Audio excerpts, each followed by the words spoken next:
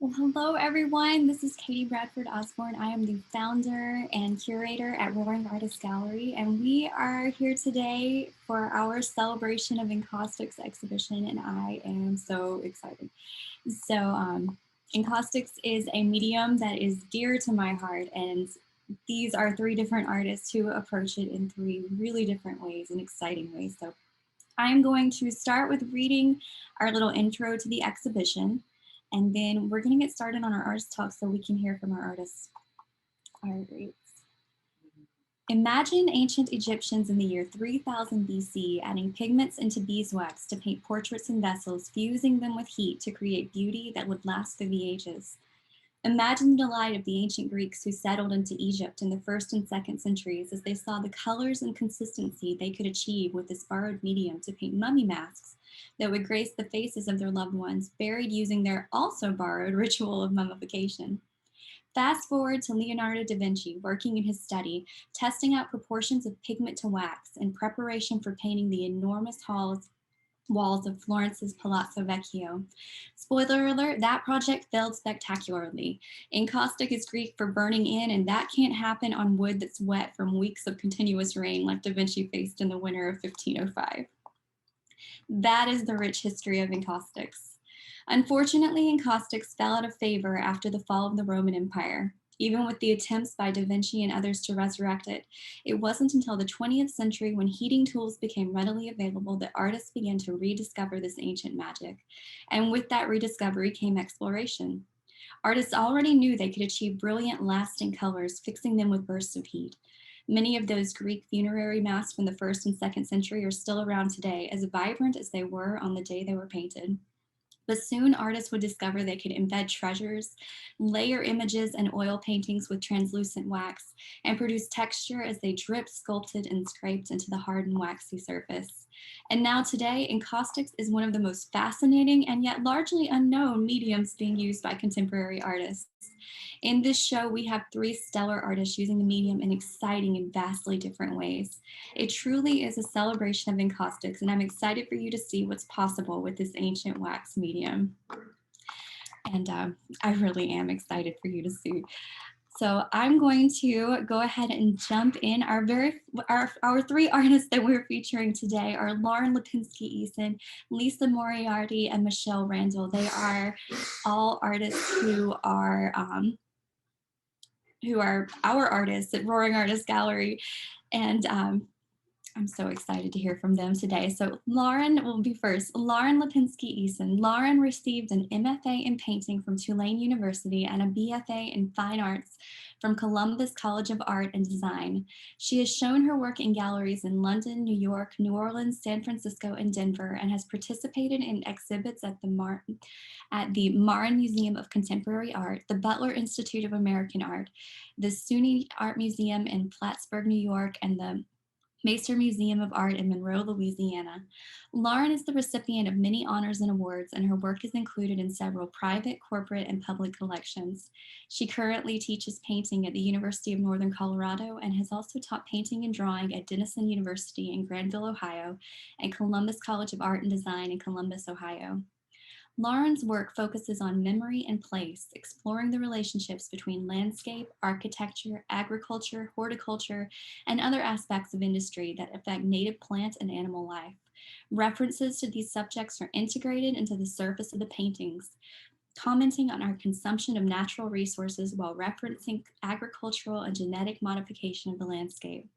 These works allude to a variety of interactions between man-made structures and the natural environment. Inspiration and imitation, digestion and deconstruction, and destruction, cultivation and captivity.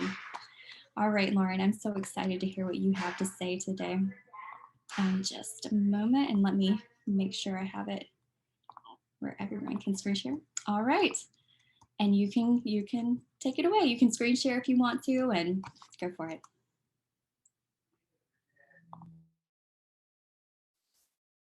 How's that? Can you see my screen? Yes. Great. Okay. Thank you, Katie. My name is Lauren Eisen, and we'll be looking through the exhibition with Katie when we finish talking. And you'll notice there are works from a few different series of mine in the show. So I'd like to talk about the work's evolution and the connections between them, as well as something I've recently observed about my work. And that is the accumulative application of my previously used imagery and techniques. I started experimenting with encaustic in 2001, so 20 years ago. I was drawn to the organic nature of the material. It related really well to the themes I was researching in my work at the time: agriculture, horticulture, and their relationship to the natural landscape. I began using encaustic medium made of beeswax and resin to suspend and preserve the fading life forms I'd been collecting from my garden. This is Cage. It's one of my earliest completely encaustic works, with a magnolia bud that I'd really wanted to preserve and memorialize in a painting. In these earlier works, I embedded things like branches, seed pods, and the remains of insects into the encaustic. And the delicate and translucent nature of the medium proved to be the ideal substrate to showcase the fragility of these subjects in their various stages of life. I worked through several different series exploring the cycles of plant life, the displacement of native species by the introduction of hybrids, genetic engineering, and invasive non-native species. This is hybridization reversion, which represents the culmination of the work from those years. These paintings also incorporated metal elements to suggest a mechanical or industrial presence, infiltrating and isolating the natural landscape. Here's a detail of one of the metal wire rings surrounding a dried clematis seed head. And there are also metal springs wrapped around the grasses that are woven throughout the rest of the painting. The title of this piece, Hybridization Reversion, refers to the continued hybridization of plants like the clematis, producing cultivars that are further and further removed from the original species.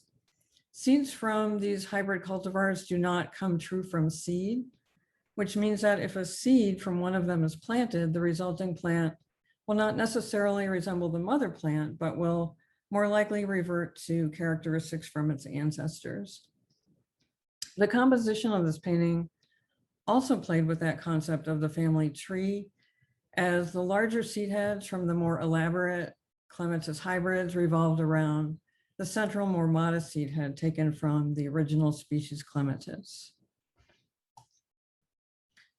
Fast forward again to some examples from my wildfire series, investigating the cycle of regeneration that takes place in the wake of wildfires, which have been raging throughout Colorado over the last several years. These wildfires are ongoing events. They're filled with incredible visual phenomenon, but also so much devastation, the loss of lives, homes, and air quality for many miles. In these works from the wildfire series, I used seed panicles of cotinus or smokebush to create these ghostly tree-like forms just barely visible through the cloudy layers of encaustic. The separate sections having different color assignments in these works represents different stages in a wildfire event. So the advancement of a large wildfire can jump from treetop to treetop in seconds. That's referenced in crown fire and plume rise. I also varied the number of encaustic layers in the separate sections, creating contrasting levels of opacity to convey a sense of experiencing several different moments from one event, but all at the same time. Firelight is in the exhibition. It illustrates the contrast of the illumination of the night sky and the smoke put off by the fires. The smoke can appear black by day, yet white at night when it's lit by the fires and contrasted by the dark night sky. This is containment. The title refers to the firefighting technique of establishing controlled fire line perimeters in an attempt to contain the wildfire. The alternating segments in this piece represent moments of both burning and not burning. Ring of Fire refers to the long-term cyclical rebirth that wildfires help to generate. After seeing total devastation by a fire, an area eventually experiences regrowth, and young saplings are given a chance to survive without the competition of older, taller trees.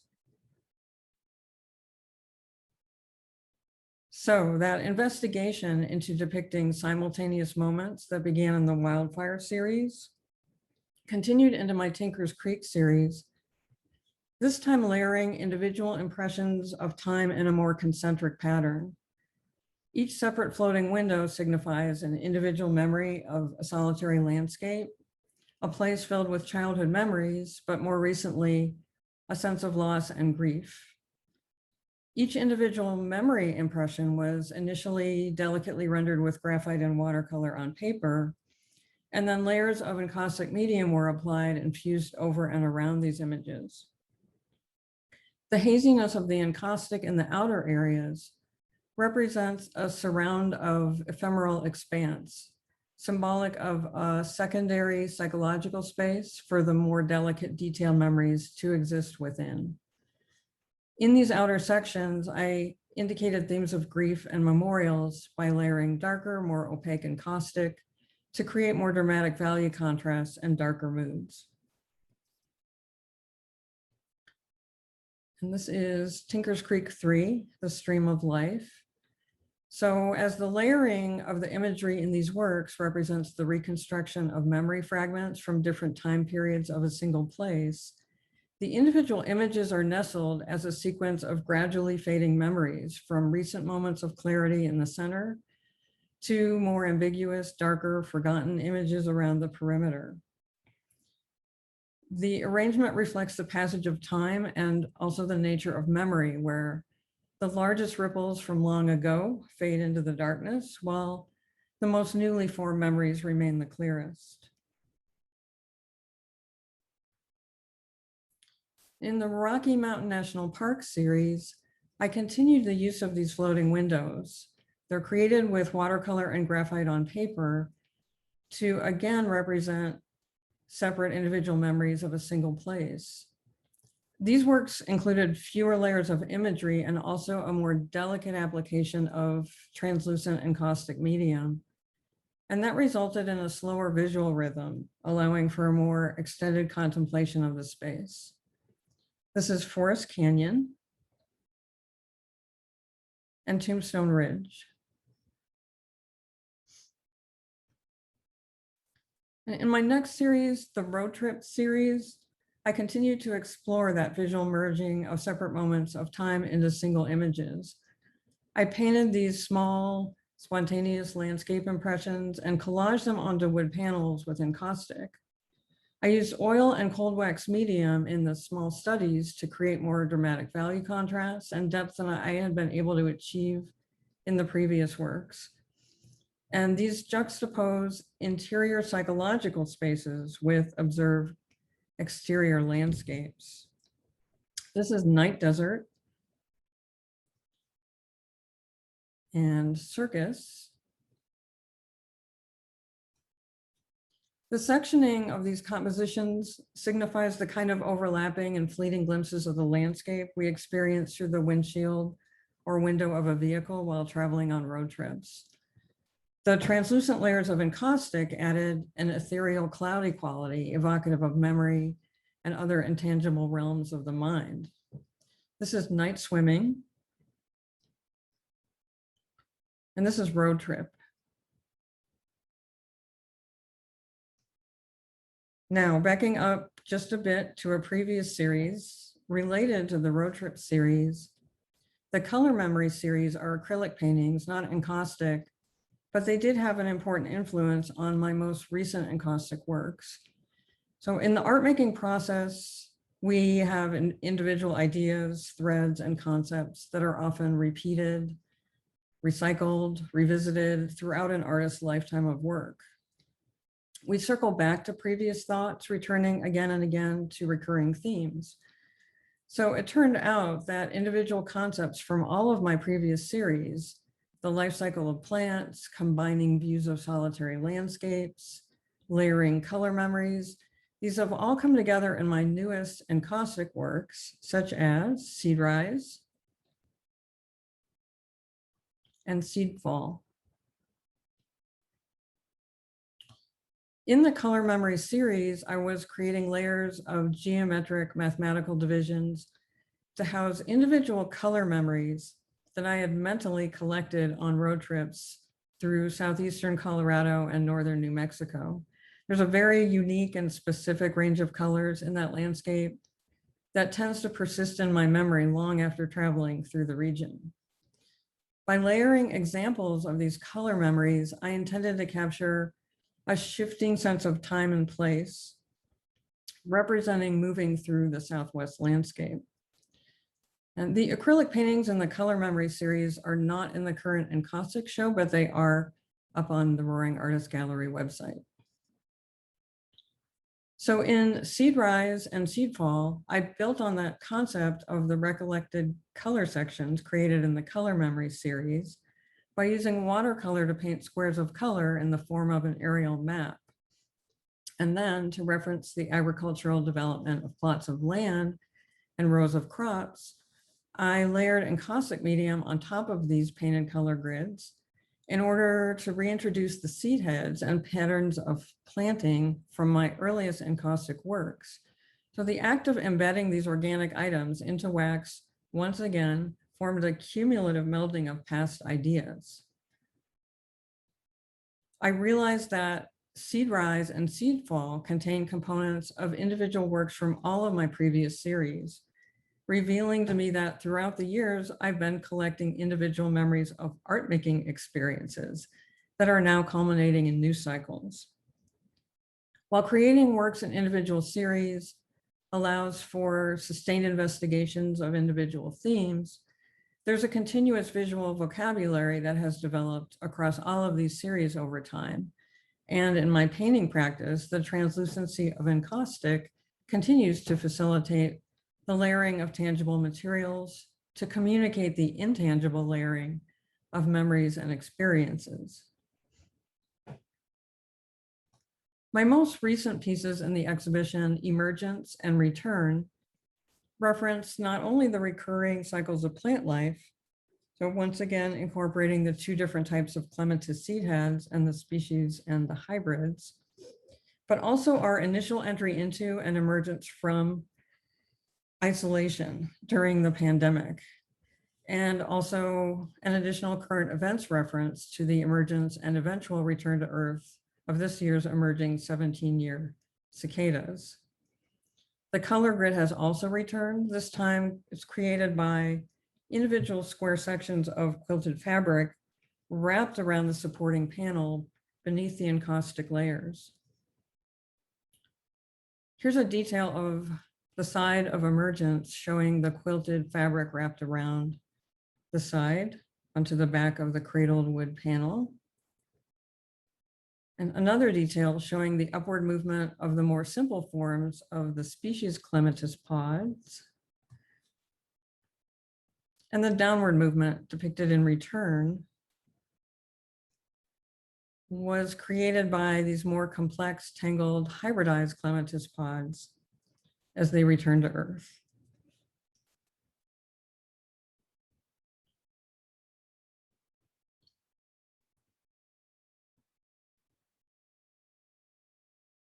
That's my story.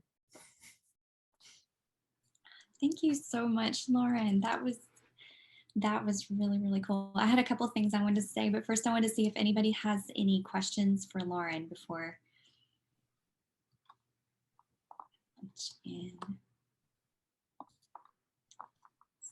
Okay, so one of the things that really struck me hearing you talk about your art, and I'm familiar with your art, I've seen it so many times. I think it really struck me hearing you talk about how you section your pieces. There is so much geometry, and it's so interesting actually how that geometry plays with the natural elements that you put into your pieces. But it was so interesting hearing how you segment your pieces based on aerial maps and day and night and changes of place, and that was just really fascinating to hear. So I'm really glad that you mentioned that. And it was really cool to see it in these most recent pieces done in quilting underneath the encaustics. I thought that was really, really interesting. And I think that these are the only pieces we have in the show that have that kind of fiber art embedded into the encaustics. So that's really cool too.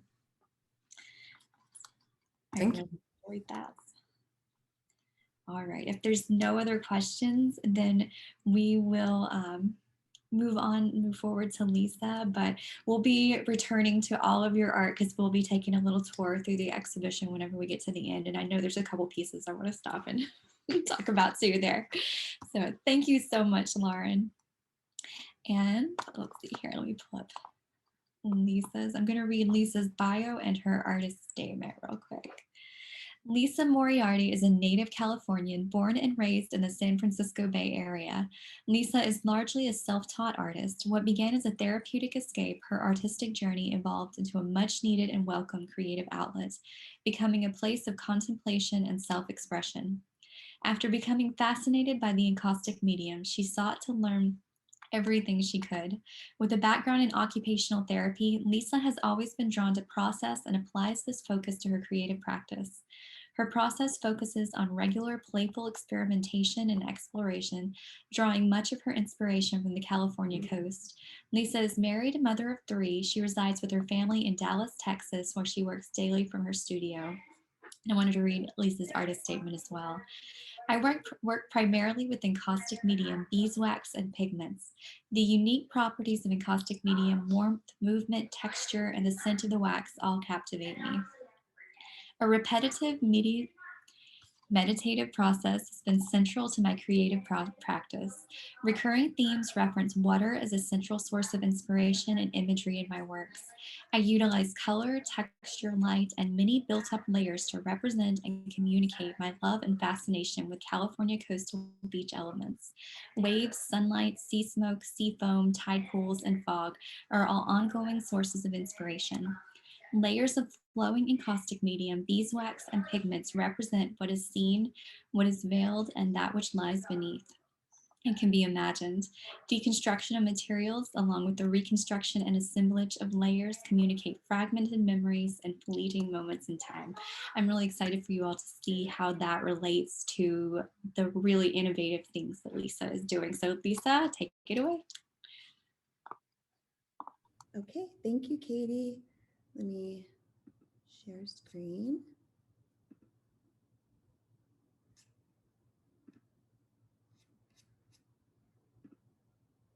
Okay, can you see it? Yep, you're good. Okay, good. All right, thank you. So I am Lisa Moriarty.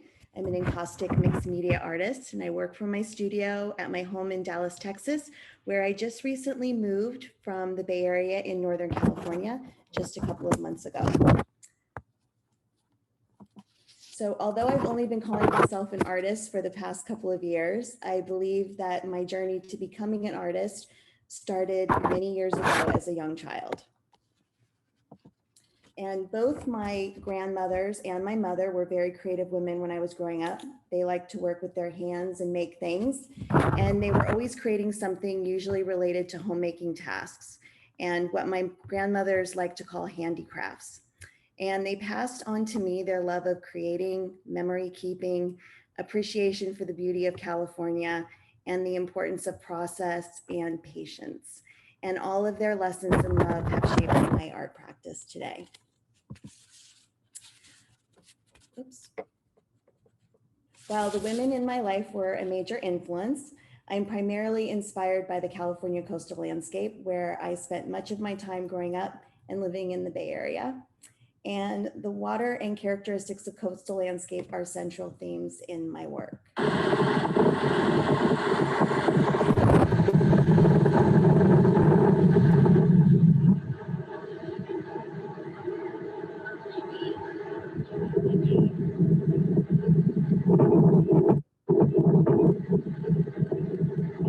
One of the things that I find so captivating is that in one location, in one moment, can look so different as you take a step back view. In 2002, I gave birth to my twin sons, Jack and Stephen, when my daughter Caitlin was 4. And I had quite a difficult pregnancy and a complicated birth. And these pictures were taken a couple years ago in Lake Tahoe, a favorite family destination and another source of water-related inspiration. Caitlin is 24 and Jack and Stephen are both 19. Both Jack and Stephen are diagnosed with severe autism. Both are nonverbal, and Jack continues to struggle with aggressive and self-injurious behaviors. And Stephen has many chronic health conditions, including cerebral palsy, but they're very happy, as you can see. And Caitlin continues to be an incredibly loving and supportive sister to her brothers. And shortly after the birth of the twins, I used art in the form of mark making in journals as a coping strategy and time for mindful self-care. I needed time set aside to quiet myself and my surroundings while focusing on something other than my son's therapy, medical appointments, and behavioral challenges. Familiar shapes and strokes and repetition was my sweet spot, and my background as an occupational therapist was helpful in directing my focus and process, and focusing on process rather than an end product. And I continued this mark making and art journaling practice for about 15 years. A few years ago, I happened upon an artist that had combined art resin and mark making techniques, and this piqued my interest. This was the first piece that I completed that was something I had really planned out and had a desired outcome in mind. It was made by painting circles between the layers of art resin, and I became more interested in this idea of working in layers and searched for more ways to work in this manner outside of mark making in my journals. I searched for another medium to use and explore layers further. I was exposed to Encaustics, and I was immediately hooked. I loved the properties of the wax and the freedom I felt to explore and experiment with it. I was excited to learn many ways I could use this new medium, and I was curious about the quality of the transparency. After completing an encaustic class, I created this three-piece series, and it was the result of my first experience working with embedding paper between encaustic layers, which I was failing miserably at. I was impatiently overheating the wax, and the paper that I was trying to embed was not sitting well. The paper was curling and flipping out of the layers, and it was a mess. After I walked away a bit frustrated, I returned to see something that I felt was interesting. The paper was peeking out of the wax off the surface of the painting, and it added this textural element that I wanted to explore further. The majority of my work involves the creation of encaustic monotypes shown here in this time-lapse video. Encaustic medium is the combination of beeswax and damar resin and applied to a hot surface along with the pigments, and the paper is used to absorb the wax and the pigment to create a print. Tools can be used to move the wax around and create designs, but here I'm just allowing the wax and pigment to flow and melt organically. I use different types of handmade papers that become translucent when the wax is applied. And like I said, here I was just trying to let it kind of flow and just let it do what it does naturally, but there's lots of ways to manipulate the wax. This photo was taken at Pismo Beach, California, a place I spent a lot of time with my grandmother. We would take long walks from Pismo to another beach called Oceano, and the walks were filled with lots of conversation and laughing and half-hearted clamming by digging our feet deeply into the sand, searching for perfect sand dollars and collecting shells. And my grandmother had lupus, but even as her health was failing, she was still somehow able to make this long walk to Oceano. So this piece is a small tribute to her. This was the first piece I created in a currently ongoing series called Fragments, representing our fragmented and pieced together memories that we collect along the way. She Walks to Oceano is constructed of encaustic monotypes created from handmade papers like those shown in the time-lapse video. And I deconstruct them by cutting them apart, and they are reassembled into overlapping layers on a wood panel. As children, any sea glass that we found became a prized possession, and this is a collection of sea glass and a source of inspiration for me that can be found at the Sea Glass Museum in Fort Bragg, California. And my favorite sea glass to find as a child was almost clear with just a subtle suggestion of color that would change with light. So I created this next piece, drip glass, that is in the fragment series. It's a 24 by 24 with that idea of sea glass in mind. And this is just a short video of showing some detail of drip glass. As the monotypes are cut apart and they're layered, there's areas of more translucency and opacity. And then you can also see that it is touchable. I wouldn't rub your hands up and down it a lot, but it can be, you can feel and the tactile part of the wax on the paper. And I like the fact that there are areas that become more translucent that the light passes through, and then areas that are more opaque that you can see more concentration of color. Northern California beaches, although beautiful, get a lot of fog, and I always found fog and sea mist along with the foamy white water washing over the shore beautiful. I would sit on the beach and study my surroundings, becoming so preoccupied by the layers and light and how the fog and water would appear and disappear. I think about the things I could see, barely see, and what was returning to sight as the fog would burn away, and how much the landscape and familiar places would look so entirely different during stages of fog cover. This piece, It Will Be Seen, is representative of fog cover and the things that are there but can't be seen and return once again as the fog burns away.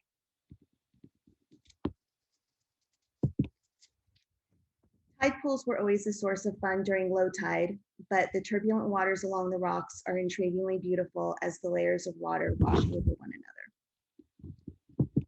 Reside in a Tide Pool was created using 16 individual 4x4 panels, painted with layers of encaustic medium, pigments, and clear beeswax.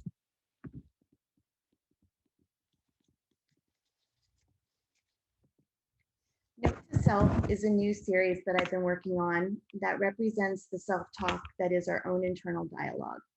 What's influenced by the subconscious mind, revealing thoughts, beliefs, questions, and ideas. And I've found large bodies of water like the ocean and lakes, a place for self-talk and a place to be honest with ourselves. Dots have come to illustrate this dialogue. Just as self-talk can be positive and negative, I'm exploring the use of raised dots versus the ones that are scraped back.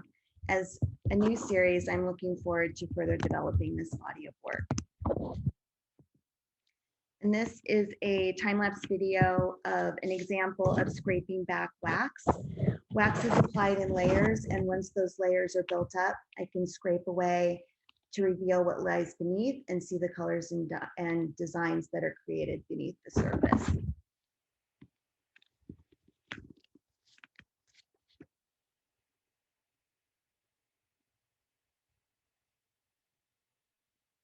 And just the more that you scrape back, the more you see what is beneath. And it's just kind of a dance of how much you scrape back and to reveal, and then just the process of reheating the wax again. There's no shortage of inspiration for me when it comes to the beach and the water's edge. I'm always interested in ways to express what I'm seeing and setting aside regular time in my studio for play and experimentation. Again, thinking more about layers of an encaustic painting and how each one is applied to the previous and fused together. I thought about ways to deconstruct and represent this process. This next piece is, this next piece is Collected One, and the technique used in this 24 by 24 piece titled Collected is shown, represents the idea of those painted layers. So the vertical stacks are assembled, monotypes are representative of the memories and places visited, like a collection of field notes or photographs. This is an unedited and unfiltered picture of the coastal sunset with that warm glow in the center, which was my next inspiration. And this is collected too. It's 18 by 20, and it just focuses on that intense yellow color that's in the center of that sunset. And again, with that idea of vertically stacking the monotypes to show that collection of memories. And then this following one is collected 3, and it shows the represented inspiration photo in the corner.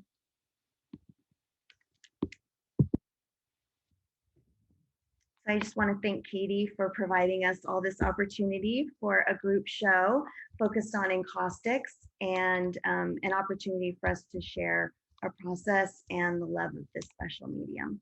So thank you. Thank you, Lisa. That was wonderful. I was so struck by whenever you were talking about your repeating patterns.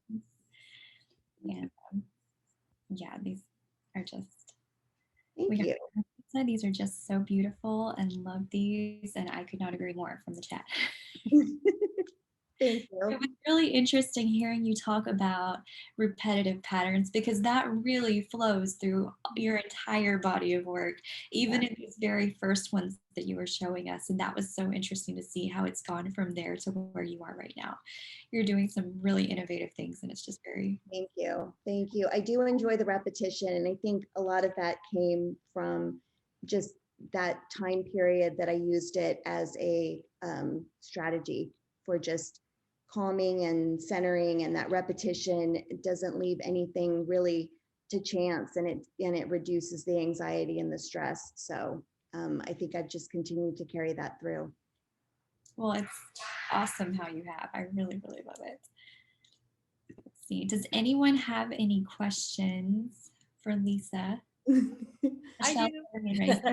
Well, I mean, first I just want to say I'm such a process geek, and I really love the way that you have repeatedly taken the encaustic process and turned it on its head. Oh, thank you. It's really neat to watch. Thank you, Michelle. Yeah, it's really great.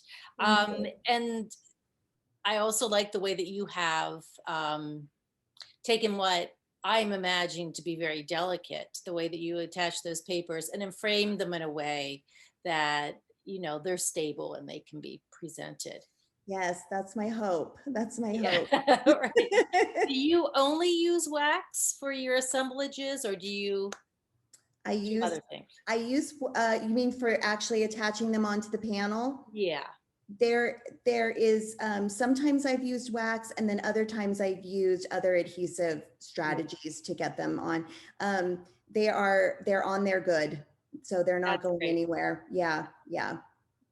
But it's tricky because things don't usually like to stick to wax. So it was a tricky process, but once I figured it out, yeah. That's great. Yeah, it's beautiful. Thank you very much. Thank you. That was, I'm really glad that you brought that process in with the videos and things of what you're doing. I think that was very interesting to see that. Well, if we don't have any more questions, then we'll move forward, but we'll be seeing more of your work in just a little bit, Lisa. All right. Michele is up next. Michele Randall. Michele Randall was raised in rural Pennsylvania. Her summers were spent sewing and entering 4-H competitions and exploring her natural, often isolated surroundings. These early experiences still inform in her art making today. Her early professional career was in marketing and PR, but she took a break when her 3 children were young. About 10 years ago, she decided to refocus on art making full-time and completed her MFA in printmaking. Shortly after graduating, while preparing for an exhibit and brainstorming inexpensive methods for framing large sheets of paper, she decided to coat everything in wax.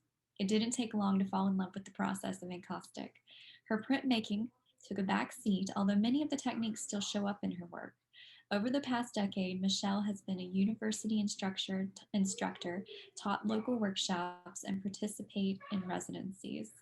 Getting a chance to travel is an important part of her inspiration, and she looks forward to doing more of it soon. Michele exhibits at shows and galleries in the US and is represented by Roaring Artists Gallery. And Michele, we are so excited to hear from you. And I think you guys can tell I just got new contacts and I am not quite focusing. My reading is You're doing great. Thank you. All right, Michele, go for it. I'm excited to hear from you. Okay, so I'm going to share my screen. Let's see. There. Okay, and let me get into my present mode. Everything's very slow. I tried slides rather than, I don't know, some other program. So, well, welcome. I am Michele Randall, and I'm really thrilled to be here. And I've really enjoyed listening to how different everybody's process is with the same medium. To give you a general background, as you'll see, I create saturated abstract snapshots of my life using encaustic wax. And the flexible nature of the wax allows the buildup of texture on a 2D surface. As I'll talk about, printmaking influences the carved lines and the graphic patterns that you'll see in my work. And also my not so hidden obsession with materiality. Not materialism, but it shows up in my collaged elements, occasionally sandwiched between layers.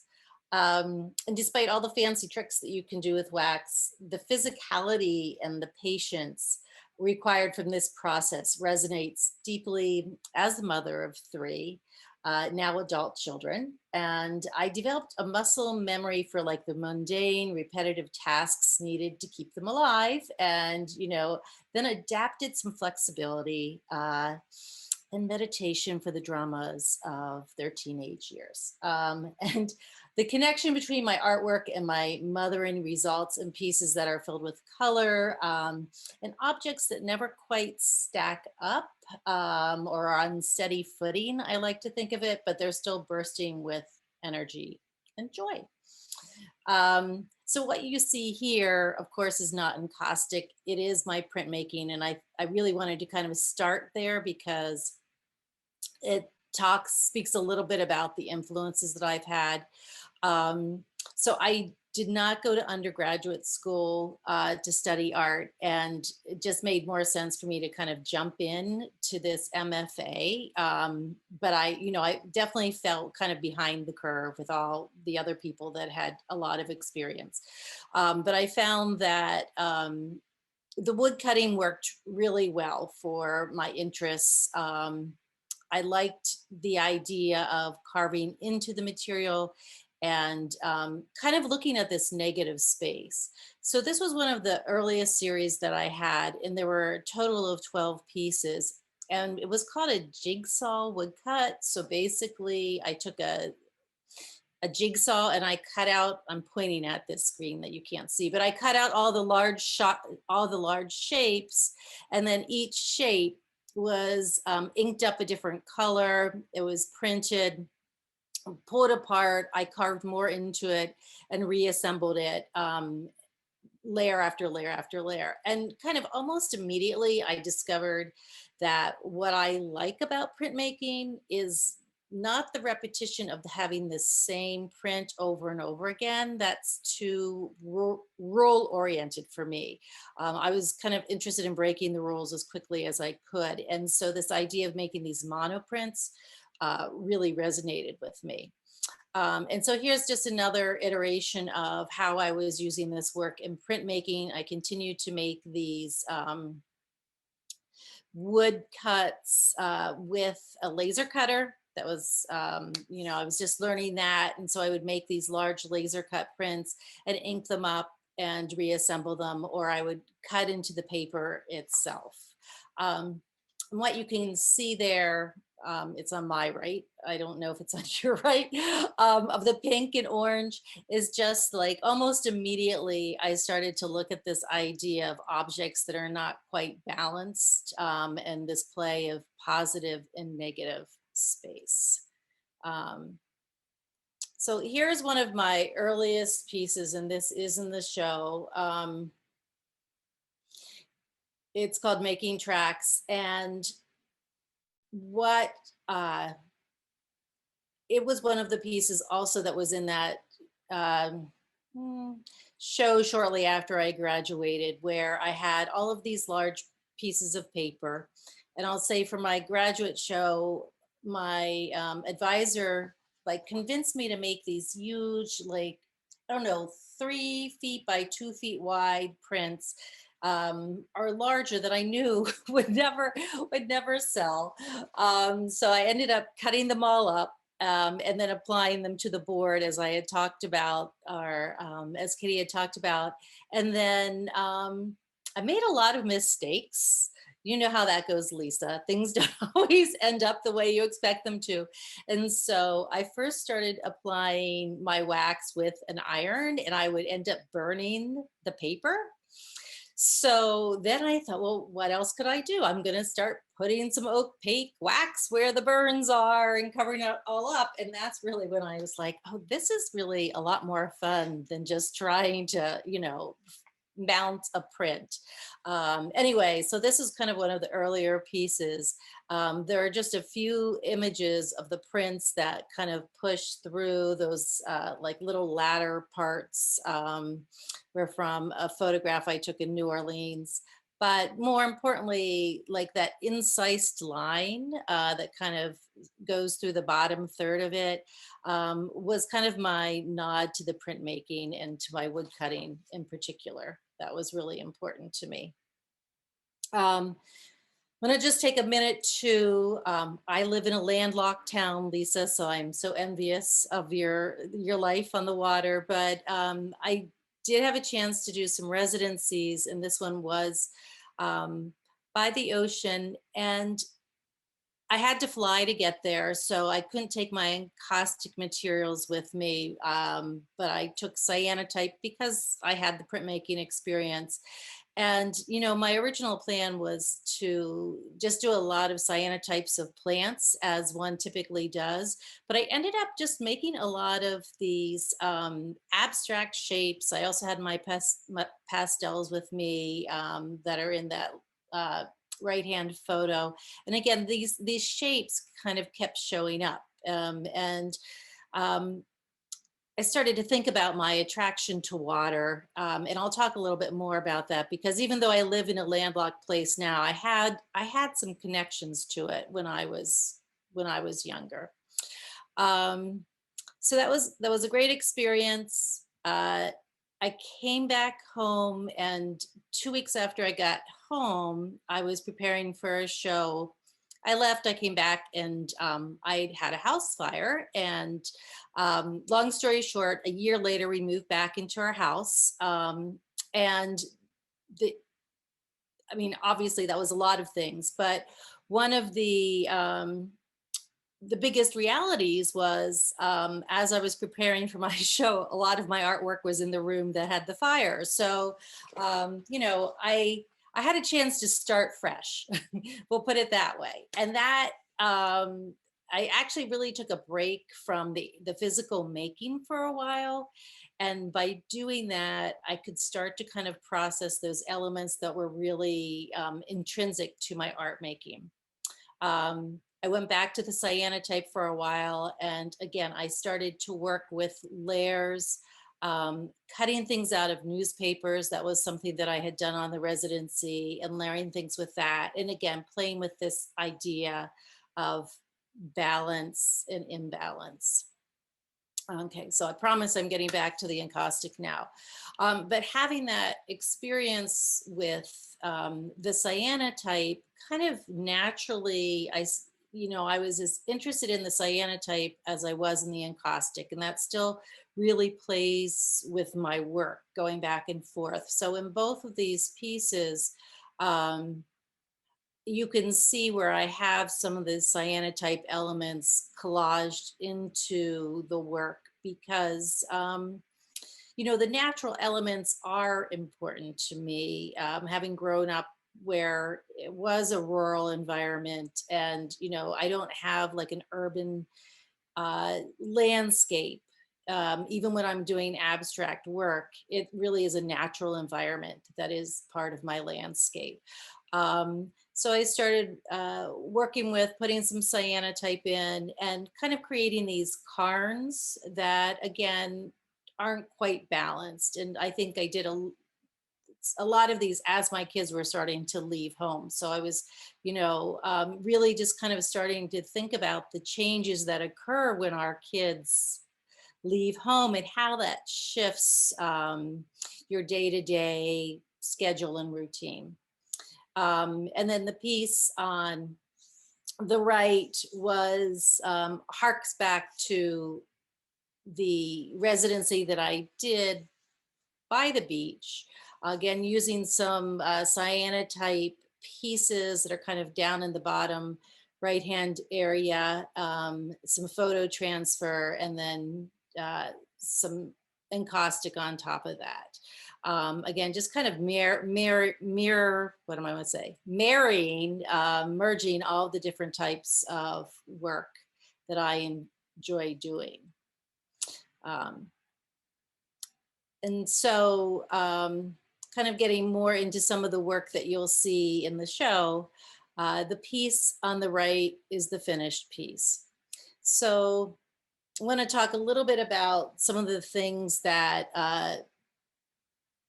kind of shifted for me after we had the house fire, was that some of the things that still existed were portions of the artwork, like maybe the art. Fire is a really weird thing, the way that some things melt and some things are, preserved. And so a lot of my panels, the wood had survived, but the wax had melted or it had dripped off. And so I really started, they sat vacant for a long time, but then I started to kind of remanufacture them, because I started to think about this time element and, the layers and the memories and the actions that were actually encased within the wax. And this is not an example of something that had melted and I refashioned, but kind of that process was really there, where it's very common now for me to make something that feels finished, like the piece on the left does, and then let it sit for 3 months or so and come back to it and feel that it was a little bit anemic, that it needed to be revisited and it needed a larger story added to it. And so that's what I ended up doing with the piece on the right hand side. Just kind of continuing to add and to add like dimension, and also again this idea of the imbalanced forms in it, until I felt like it had enough information on it to move forward. This is another piece that, again, I just put this in here because it shows the layers, which you guys all know about. But again, one of the elements of having so many layers of wax and color is this opportunity to do the scraping away and kind of revealing the layers underneath. You can also see in the right-hand side of the finished piece all those incised lines, which again are really harken back to my printmaking time, and how that just never really leaves me, because I really just love that kind of that meditative process of digging in and making those marks. And of course, on the right-hand side is just a side angle of it. Okay, now we're at the last year when we were socially isolated and things shifted again for us, and we were spending a lot more time by ourselves. And so my artwork just started to refer back to the virus and kind of how it was changing our connections with each other. And this piece is called Socially Distanced because I'm sure we all remember at the beginning of the epidemic, this idea of flattening the curve and remaining socially distanced. Like those were some of the words that were really in the news every single day. And so this abstract piece really kind of, puts a little pod of groups of people or whatever you want to call it in their place, kind of separates them, but also connects them within that. And this piece is just like a cacophony of information, and I call it aggregate, but I also think about it as the before times when we were very easily mixed together and thought nothing of being connected in whatever way seemed appropriate at the time.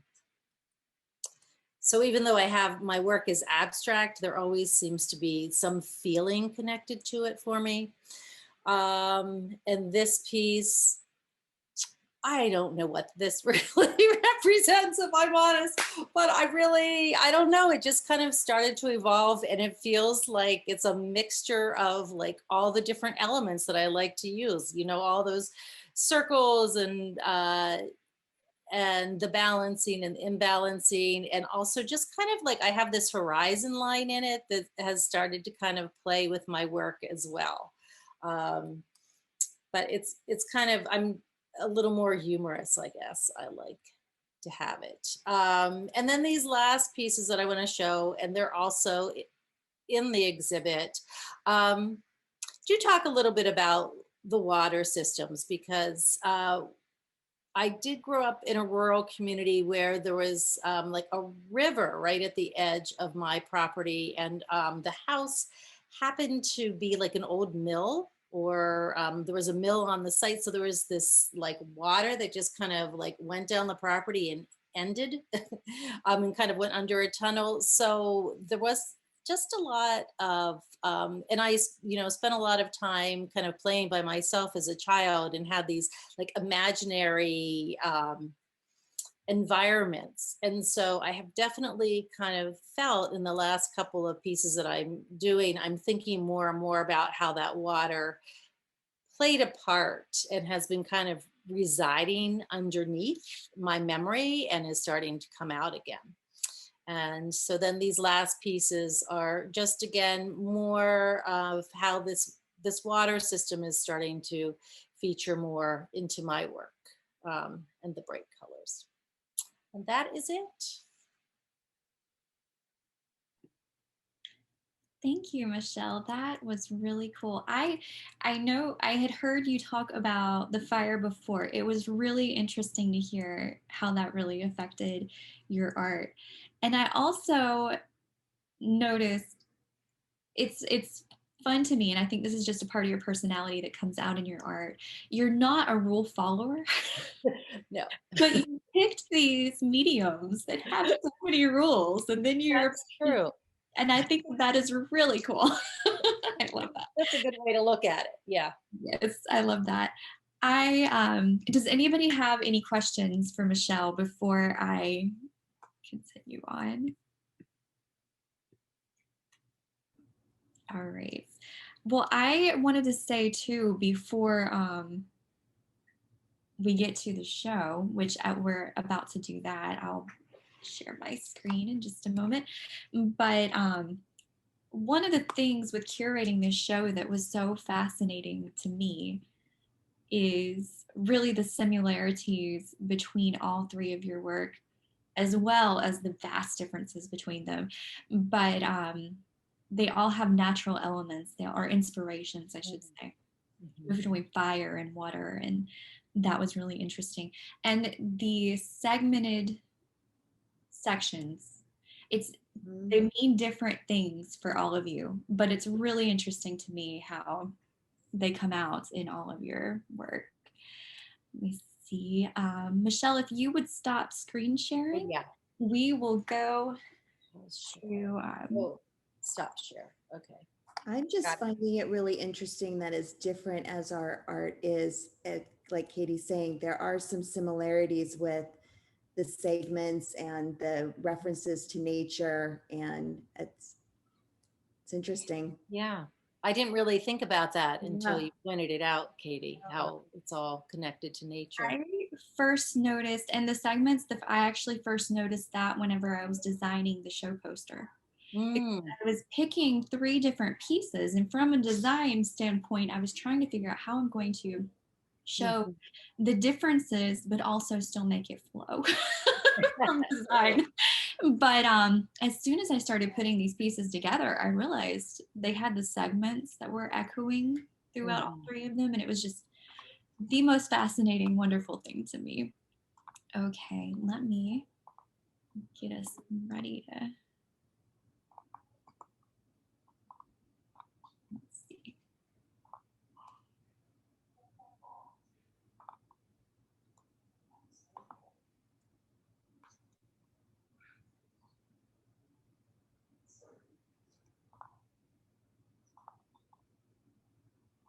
Okay, can you all see my screen? Yes. Okay, perfect.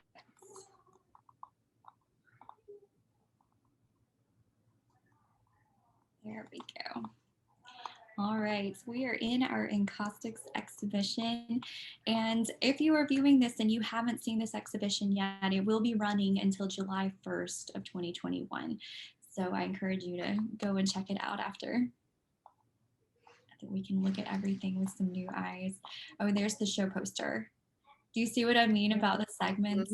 All of it. That was so cool to me. A little bit of a design geek. Okay. Here are, let's start over here and we'll just go from piece to piece. And if you have anything that you want to say about anything, just stop me. And if I think of anything, we'll stop there too. This one is one of Lisa's new series, Note to Self. Next to the Fragment series.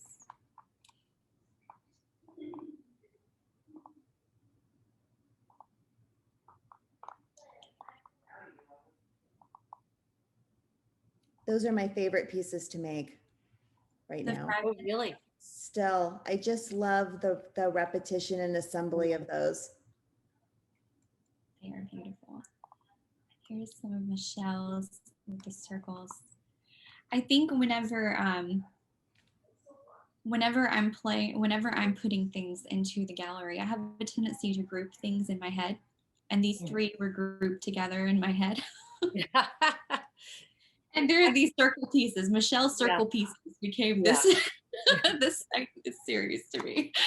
That isn't really a series, but I group them together in my head too. So okay, that's good to know.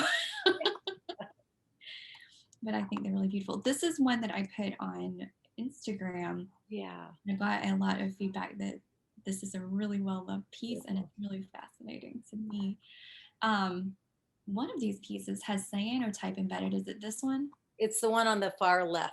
Yeah. So yeah, right. The middle top and then the third one down. Michelle's cyanotype work is fascinating and just wonderful to me. So I love that it came out too. There's a couple other pieces that we'll see also. There's another one of Lisa's Note to Self pieces. Love that. I do too. I really love the segment in these pieces.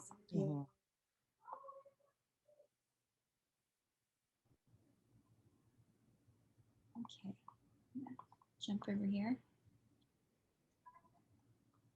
I loved hearing your inspiration behind this one, Lisa.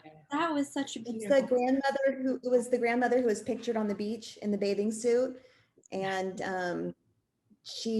we went to Pismo every year, multiple times a year, and that was her spot. And I just had the best time. And also, blue is a huge reoccurring theme in my work. And it took me a long time to figure out, but the blue comes from her as well. So she was a huge influence. That is so beautiful. I love hearing these stories. Now these pieces. I didn't talk about these. Yeah. And yes. So, So go ahead, go Lisa. ahead. I was just going to say, these are just salvaged wood pieces. And I had this idea to add on the same technique that I used for Reside in a Tide Pool. And it's a combination of encaustic medium with the pigment, and then also just clear beeswax. And it's layered. And then it's just been a process to figure out how to heat it just right, because the beeswax tends to be pretty soft. But the way that it's layered and the process in which it's layered kind of lends itself to how they kind of mix and float. Some pigments sink more and some float more and some don't mix as well. So that becomes really kind of the determining factor as to how the kind of tide pool effect gets created, and without overheating it too much, which then just turns into a soupy mess. I love hearing more about encaustics. Encaustics is not a particularly easy medium. That's why in the little blurb that I wrote for it, the front of the show, I mentioned Leonardo da Vinci, like complete failure at encaustics. But Easy. yeah. The funny thing is, I'm not a rule follower either. And usually what I end up doing is I try something and then go and research and look up and figure out through process or other information why what I did didn't work. And then I still just try to figure it out on my own again. Right. I can relate with that. But these pieces came to me last minute and I just thought they were so cool. I think this is also probably a good time to talk about the endurance of encaustics, though, because we talked about how difficult of a medium it is and that the wax can be soft, but whenever it is done and it's finished, it's actually really, really durable. And I think a lot of people seem to be really scared to have encaustics in their home because they think it's gonna, I don't know, I think they think it's gonna melt off their walls, maybe. I'm not entirely sure what. But I live in Houston, and I know I grew up in North Florida, so I've lived for quite some part of my life in these hotter temperatures, and I can see where people would be worried about that. But I mean, if they're surviving in ancient Egypt, they're gonna survive on your wall, even if the air conditioning goes out. Right. Yeah. So that is one of the really cool things, the enduring qualities of the wax. Very much so. Yes. Okay, here's some of Lauren's pieces. I love these pieces. These are new that just came for this show, and Emergence and Return. And I think that it is so cool. I haven't seen done effectively, I should say, so well the quilted work underneath it. And I just thought that was wonderful. Really beautiful, Lauren. It's really beautiful. Thank you.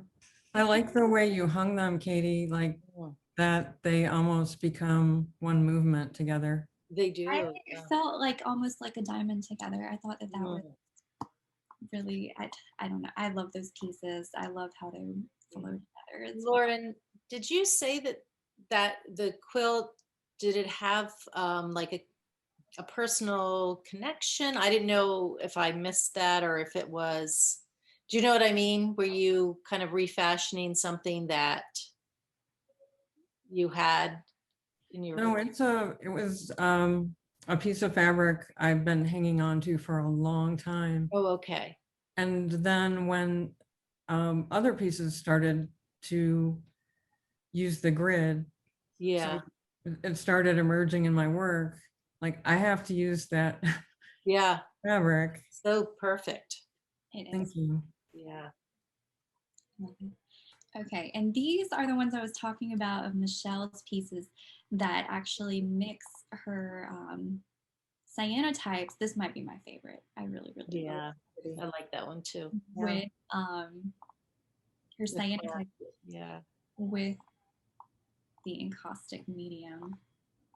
And I've been found some gold paint that will stick as well. So that's been fun after putting the wax on, going back and adding a little bit of gold paint.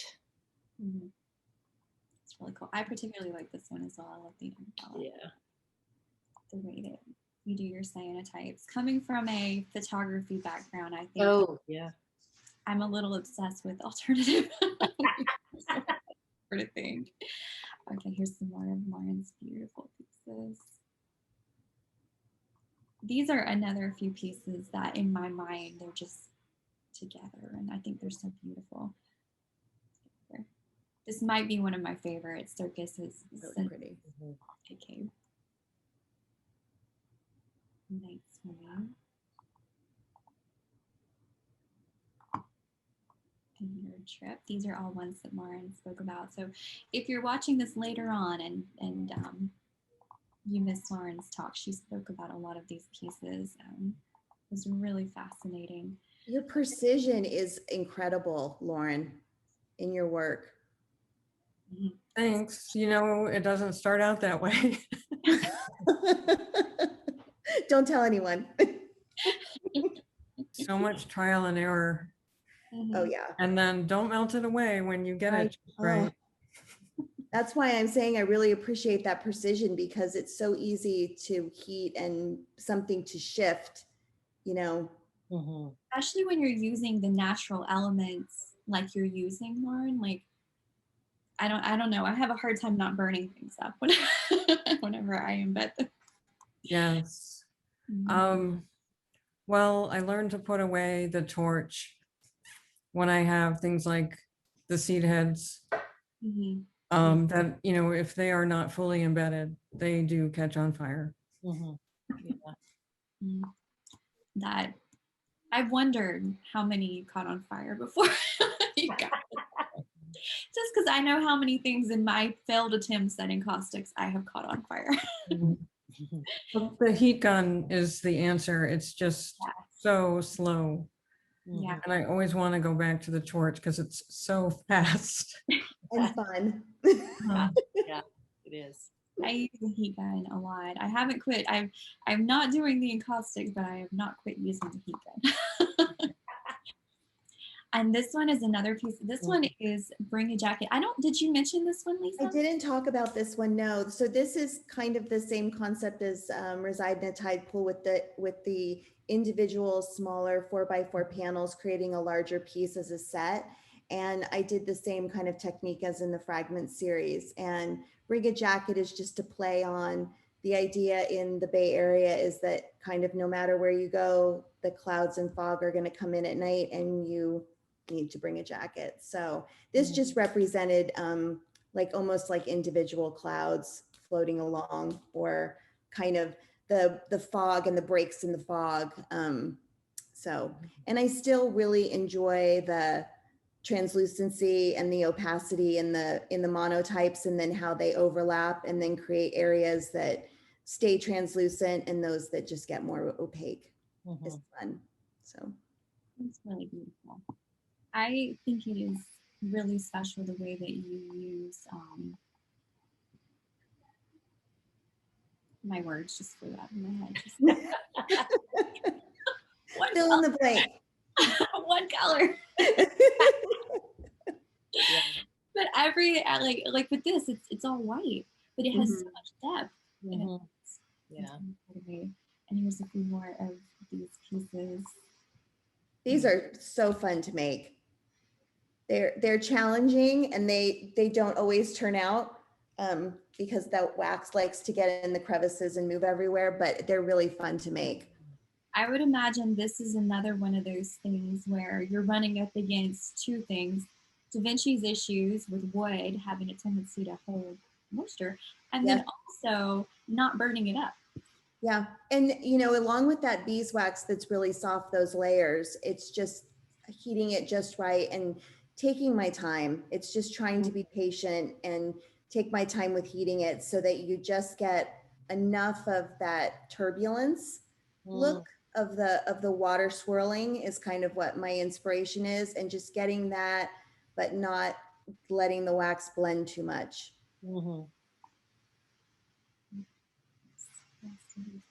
Those effects are beautiful. Yeah. Oh, thank you. They're really fun. They're really fun to make.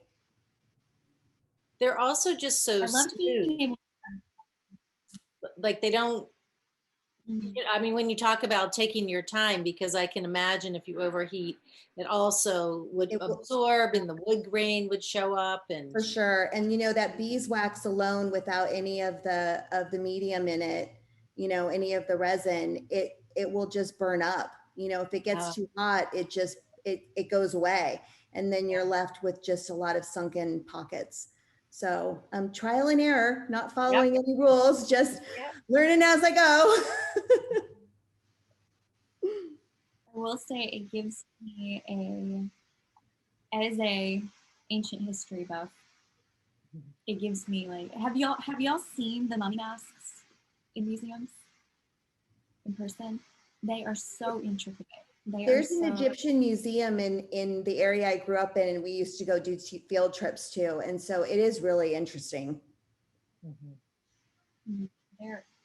There was when I'm in Houston, and we have a huge Egyptian exhibit at the Science Museum here in Houston. I spend a lot of time there. But we had one for a while. Houston is really special in their Egyptian exhibit in that it's huge. It's like the biggest one in the country, but a lot of it is borrowed pieces that other people didn't necessarily want to put on display, so other museums, and so they're coming to Houston, but the way that they display them tells the story in a really interesting way. Oh, so if you ever make it, go to the Science Museum to the Egyptian exhibit. It's really great. Now but we had one for a while, and that's the only one I've been able to see in person. But I got really obsessed with it and then started doing a whole lot more digging into that process, and it's really cool. And they still look the same, just as vibrant and beautiful as they did when they were made. Okay, Ring of Fire. Now, I'm going to be honest. I know I'm not supposed to have favorites. This might be one of my favorite pieces in that entire gallery. It's just so beautiful to me, and I loved hearing the story behind it. I lived in Colorado for a while, and my heart is still there in a lot of ways, and I just love hearing that story behind it. Yeah, we're about an hour from Rocky Mountain National Park, and there are those areas that have experienced burns, and there are just adorable little trees coming up decades later.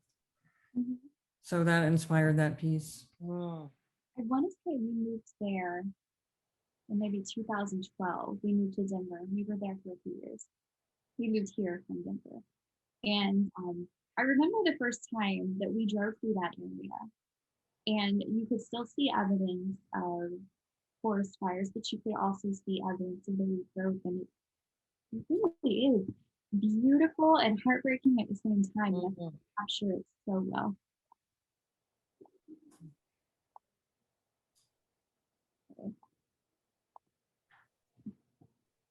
Michelle. And this one, I love the texture in this, Michelle. Me too. Thank you. Yeah, and that was definitely another piece where I just kept layering it until I found something that I liked. I think I made some individual stencils. You can kind of see those little elongated oval shapes were just stencils that I put on there and then painted on top of. So it was fun. Fascinating. It's really fascinating to look at these, and they're so so layered, and to like be able to pull out some of those layers and how but I love the colors in this one as well. I think Me too. Thank you.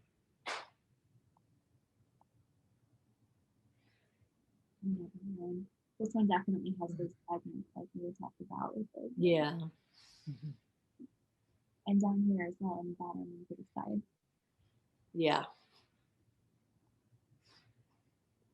And here is one that you had in your. That's right. And it really resided as something entirely different for a while, and I wasn't happy with it, so I just started scraping away, and I ended up liking the piece a lot better. Really pretty. I have a couple of artists in our gallery that every now and then they'll ask me to pull something and then it will come back to me completely different. Yeah. One of those pieces. I'm one of those people. Yeah. That's what my friends always say. Now make sure you don't do anything else to that piece. But when you do, sometimes it's really magical. So it's good. Yeah, that's true. Okay, here are the Rocky Mountain National Park pieces. These are some of my favorites. Me too. Yeah, I just feels like a photo within a photo. Yeah. It does. It really does.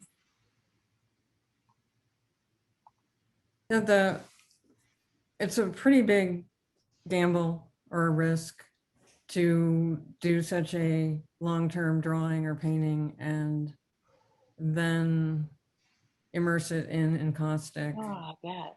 So that's challenging. I can only imagine, but they are magical pieces. Okay. Thank you.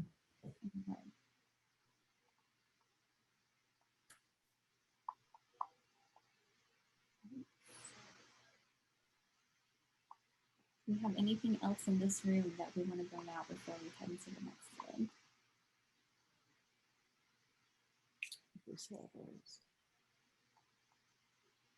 This is the problem with these tours. My computer goes so slowly.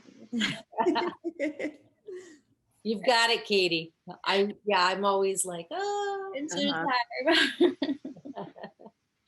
We'll start over here. We have some of Lauren's pieces. This was one of the ones that you mentioned, and I don't think I knew how it went together with is it Firefly? The Firelight and also Ring of Fire. Yeah, I did not quite know how they went together like that. But that was, once you explained it like you did, I see this one in an entirely different light. It's beautiful.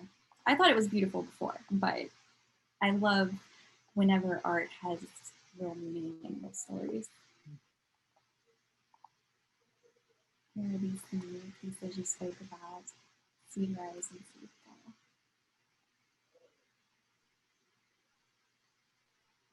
These are very different pieces, but they really do feel like a culmination of a lot of your work.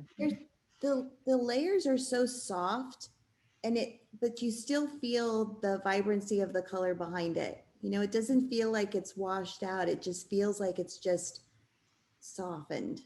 It's really pretty. Thank you. These are the two that I really felt like I was channeling while I was making them. And then, you know, these are the pieces where I discovered, wow, these have elements from every single piece I've done. Like the lentils are back and the metal wire is back and the clematis pods are back. They're beautiful. I think the colors in those pieces are particularly stunning. Yeah. And I agree. It's almost like fog or smoke. And yeah. Here's the firelight piece that went with the other ones. I think that's just incredibly beautiful. When you were talking about the smoke in the night and versus the smoke in the day, you can definitely see that in this piece. It's so beautiful. And that's also interesting how you put those two together because they were created years apart, but that same palette came back. I think I always enjoy it in curation, seeing what speaks to each other.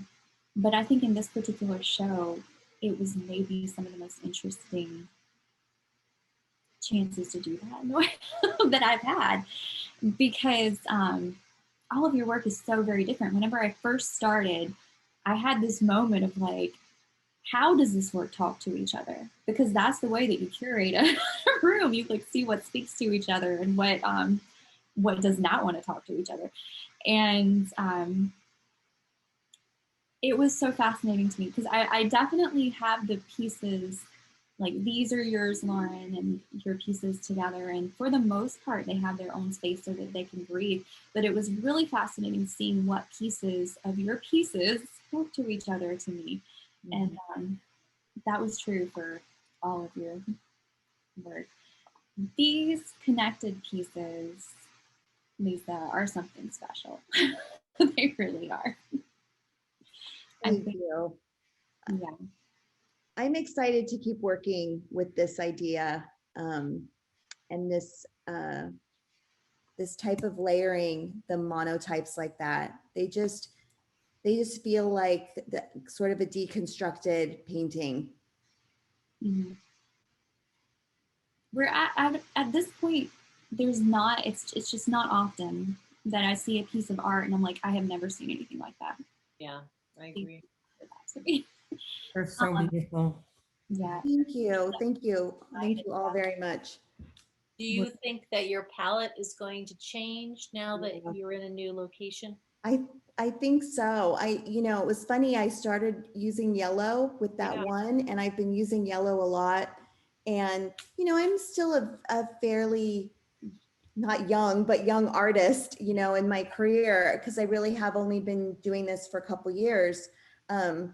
So I think, yeah, expanding in, you know, I was really stuck on blue and putting more greens and blues, and then starting, I think, with exploring more with the note to self of just those layers of colors and putting combinations together. So I'm excited for that.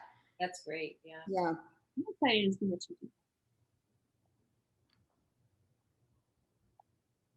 That was one of those cases where, by the way, I had no intention of putting these three together. I have seen other places, but they wanted to be together. They wanted to be together.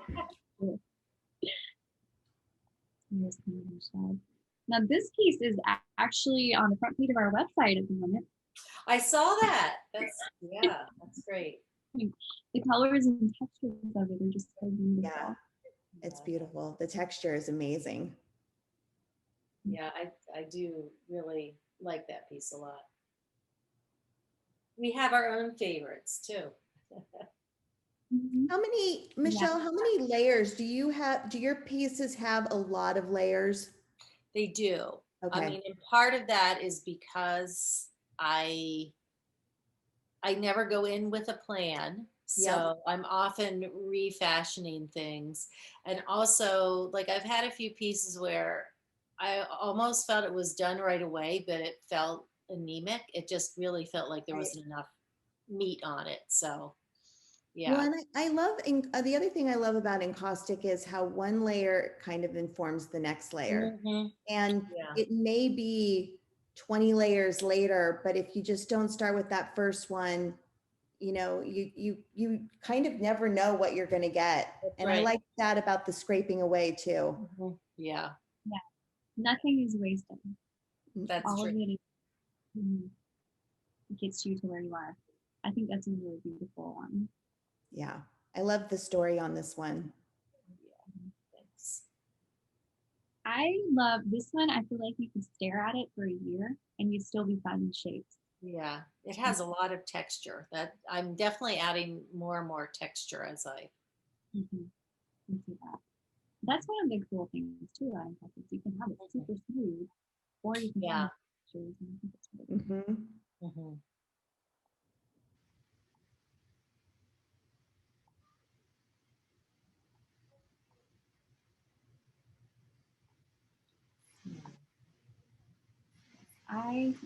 This is another one that is the all white, but I tried very hard to put it with the bring a jacket and they weren't seeing. No, it doesn't want to be with that.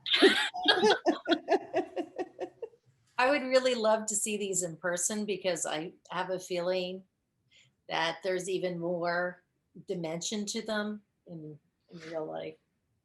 Yeah, and they're fun when you see them in the light because of the way that the pigment and the transparency of the paper. Yeah, it's fun.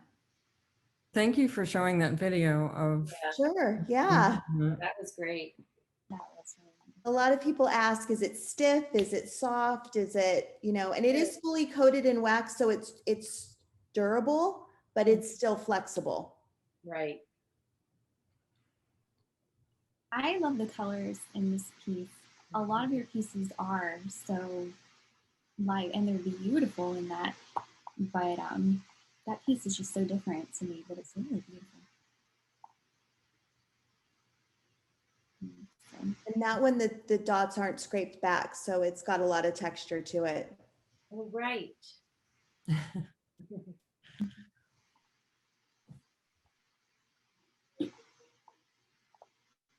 Reminds me of those little white dresses that were kind of puckery. Yes, yep, yeah.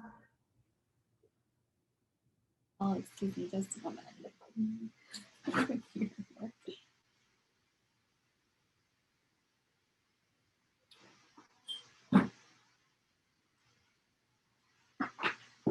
But this was one of the ones that you talked about as well. And I think this reminds me very much of the found pieces as well.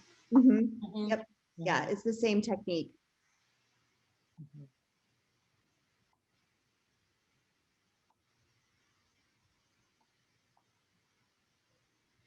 I think our last wall.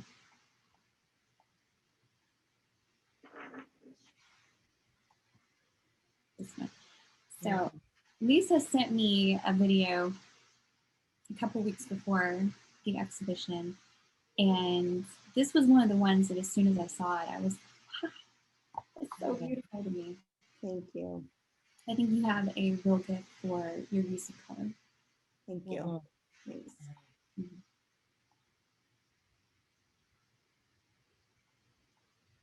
And speaking of color, I like me some color, that's for I sure. like that color. It's really pretty. it could be a complete disaster, but it's not. It's beautiful.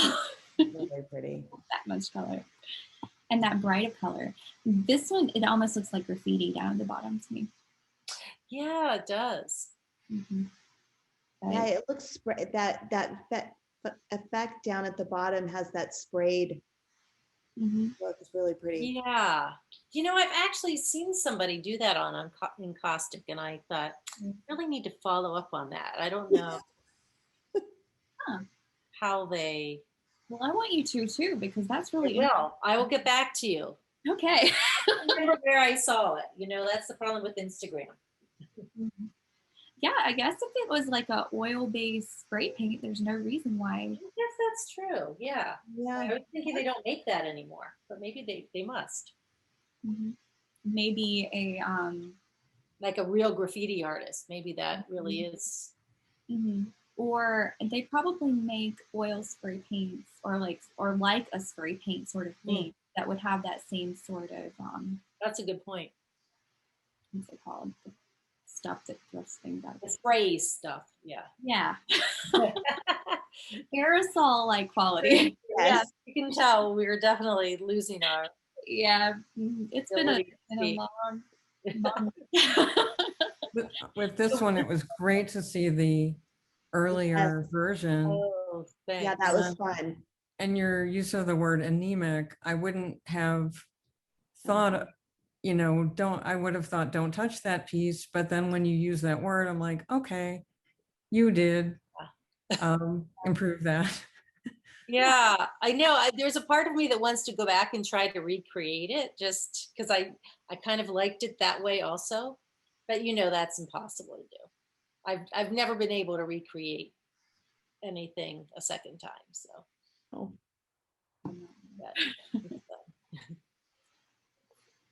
I think that oh no, we got one more. Yep. That's it. This one has that spray paint quality too. Yeah. I love the open area. And I love your marks. Yeah. Thanks. That's something you don't see as much in Encaustics. Is that real mark making? And I think that's true. Yeah. I love that mark making. It's hard on the hands. It is. Well, that is our exhibition. Does anybody have anything else that they want to look at or they want to say before we wrap things up? Well, this has been absolutely wonderful. I have loved this so much. I love Encaustics. I love all three of you as artists. Obviously, this is why we represent all three of you. But this has Thank been an you. absolutely wonderful Maybe. artist talk to me. And I loved visiting this gallery with you as well. So well, I'm excited to have it. I'm excited for everybody who's going to watch it later on. So even after the exhibit is done, we'll still be able to see how beautiful it was and how really interesting and really exciting it is. I've used the word exciting over and over again, but Thank you so much, Katie. Great job. Yeah, Thank you very thank you. much. Thank you. I am so proud if I could do justice to your work, the three of you. I don't for a show. Yeah, beautiful show exhibit. it's I just love it. So, all right. Well, thank you to everyone who's joined us today. Thank you for everyone who will be watching this later on. And once again, I'm Katie Bradford Osborne. I'm the founder and curator at Roaring Artist Gallery.